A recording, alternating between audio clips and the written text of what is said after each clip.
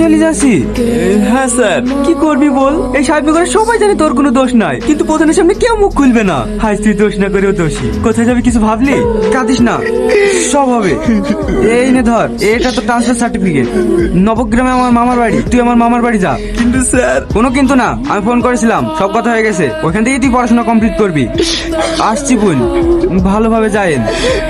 আপনি আমাদের যে উপকার করলেন এই ঋণ আমরা জীবনেও শোধ করতে পারবো না। আরে কাঁদেন না বোন, টনি পড়াশোনা সত্যি খুব ভালো। দেখবেন ও একদিন অনেক বড় জায়গায় পৌঁছে যাবে। কোথায় যাচ্ছি নাকি দাদা? হ্যাঁ হ্যাঁ দাদা, ভাবি গেলে একটু শ্বশুর বাড়ি যাচ্ছি। ও দাদা, শুনিছো থানা নতুন ওসি এসছে। ওসি এসছে? দাদা পুকুর থেকে বড় একটা মাছ, এক কেজি মাছ, এক মিষ্টি নিলে দেখাটা একবার করে আসি। কখন এসছে জানিস? আমি তো শুনলো সে সকালে এসছে। সে সকালে এসছে, তুই খবর দিছি। বিরোধী বাড়ি যদি আগে চলে যাই। দাদা তাড়াতাড়ি পুকুর থেকে মাছটা ধরে লাগা।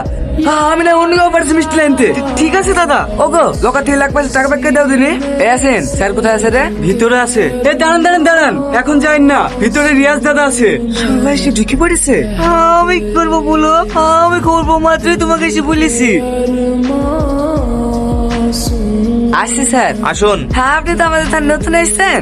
হ্যাঁ, তা আপনার জন্য কিছু উপহার আসলাম। হ্যাঁ শাহিন, হ্যাঁ উপরে গুলো টেবিলে রাখ। টনি? টনি না স্যার বল। কি ব্যাপার, এত বড় মাছ, মিষ্টি? আরে না, টাকা বাঁচে লাগছে। আমাকে ঘুষ দিতে এসছি। Constable, yes sir. একটা ছবি তোলো আর কেস লেখো। অন ডিউটি পুলিশ অফিসারকে ঘুষ দেওয়ার অপরাধে সাহেবনগরের প্রধান মিস্টার রাজিজুলকে গ্রেফতার করা। দেখো টনি, আমি মানছি সেদিন আমার ভুল হয়ে গেছে। চুপ, টনি না স্যার। কি স্যার?